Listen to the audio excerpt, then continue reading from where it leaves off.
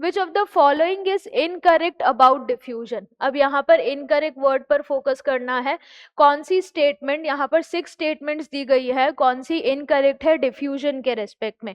अगर हम सबसे पहली स्टेटमेंट देखें, molecules move in a random fashion, ये बिल्कुल सही है।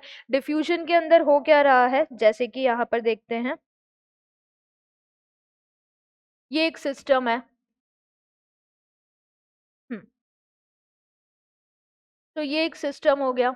ऐसे ही इसी तरीके से एक और सिस्टम की बात करते हैं, एंड फाइनली इसके बाद एक और सिस्टम। तो इन सिस्टम में पहले मॉलिक्यूल्स यहाँ पर एक जगह पे बहुत सारा प्रेजेंट थे। अब क्या हुआ, इन मॉलिक्यूल्स ने रैंडम मोशन चालू किया। तो रैंडम मोशन में क्या हुआ, एक मॉलिक्यूल फॉर एग्जांपल इधर जा रहा है, दूसरा मॉलिक्यूल फॉर एग्जांपल इधर जा रहा है, तीसरा वापस से टकरा के इधर हो गया, फोर्थ वाला इधर। इस तरीके से सारे मॉलिक्यूल्स क्या हैं, रैंडम मोशन शो कर रहे हैं, ये टकरा के ऐसे।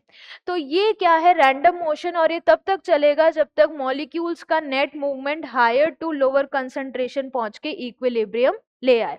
तो इस तरीके से तब तक चलेगा जब तक सारे मॉलिक्यूल्स यहाँ पर स्प्रेड आउट हो जाएंगे, तो एक इक्विलिब्रियम अचीव हो जाएगा। So this is the random motion of substances in diffusion।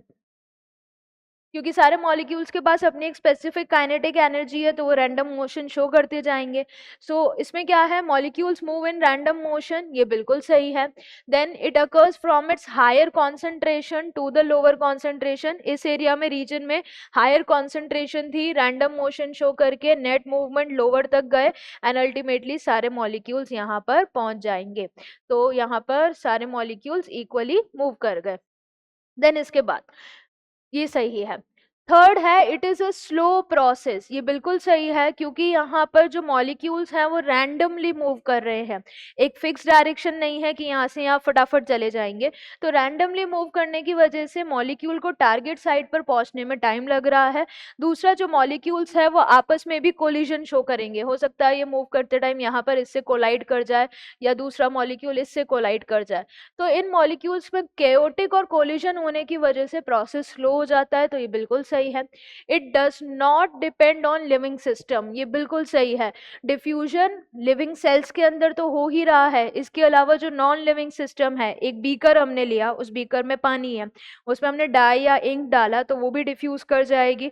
तो इस तरीके से यहाँ पर एक नॉन लिविंग सिस्टम, एक सेल स्ट्रक्चर ना हो तो भी डिफ्यूजन पॉसिबल है, क्योंकि डिफ्यूजन लिविंग सिस्टम पे डिपेंड नहीं करता, वो डिपेंड करता है कि कॉन्सेंट्रेशन ग्रेडियंट होनी चाहिए, कॉन्सेंट्रेशन का डिफरेंस होना चाहिए। तो ये भी सही है।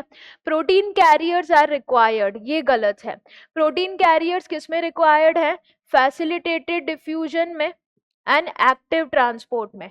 जो फैसिलिटेटेड डिफ्यूजन है उसमें हाइड्रोफिलिक मोइटी वाले कंपाउंड्स को भेजना था जो लिपिड मेम्ब्रेन को क्रॉस नहीं कर पा रहे हैं, as well as active transport.